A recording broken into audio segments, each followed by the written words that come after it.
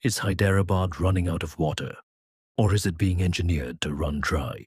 In recent monsoon seasons, this city recorded massive surplus rainfall. Yet, by the following summer, daily waterboard tanker bookings skyrocketed from a baseline of 2,000 to over 15,000 trips a day. For years, the public narrative blamed dry spells, but the data reveals a much darker structural failure. This isn't a natural scarcity. It is a crisis of aggressive urban design. And if you think your high-rise apartment is safe, you need to listen to the next 60 seconds very carefully. Hyderabad sits on the Deccan Plateaus, hard granite, and gneiss bedrock.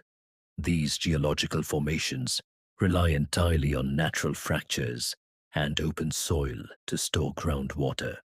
But rapid urban expansion has systematically sealed these entry points. According to the Union Ministry of Jal Shakti, the Greater Hyderabad region holds access to just about 3% of Telangana's extractable groundwater. Yet, within the core district, we are extracting nearly 99% of that entire annual resource.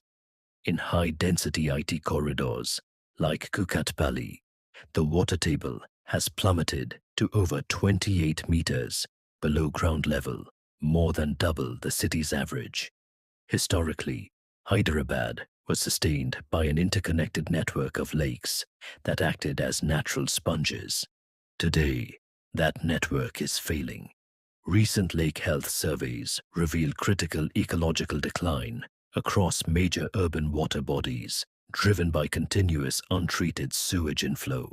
Worse, enforcement data has exposed how realtors have systematically altered lake boundaries, encroaching on hundreds of acres of full tank level zones under the guise of cosmetic corporate restoration projects.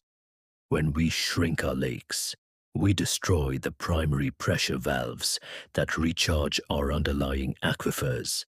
As shallow aquifers dry up, private and public entities are drilling deeper, frequently past 1,000 feet into the deep granitic bedrock.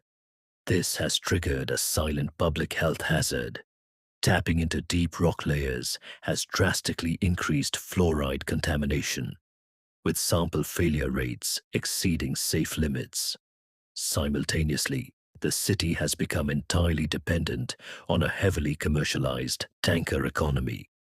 The Hyderabad Water Board generated over 20 crore rupees in just 3 months from tanker sales alone, reflecting an infrastructure network struggling to outrun its own domestic consumption footprint. Pumping river water from hundreds of kilometers away is an energy-intensive, unsustainable stopgap. The real resolution requires us to change how we live with our environment. We need to move from cosmetic fixes to active hydrological restoration, demanding permeable pavements in our neighborhoods and legally committing to decentralized rainwater harvesting on our own properties. This isn't just about policy. It's about collective survival. It is time for us to join hands, collaborate across our communities, save our water, and ultimately save the ecosystem that sustains us. If you want to be part of this journey to explore, understand, and protect the landscapes we call home, hit that like button, share this video to spread awareness, and follow and subscribe to Car Walks.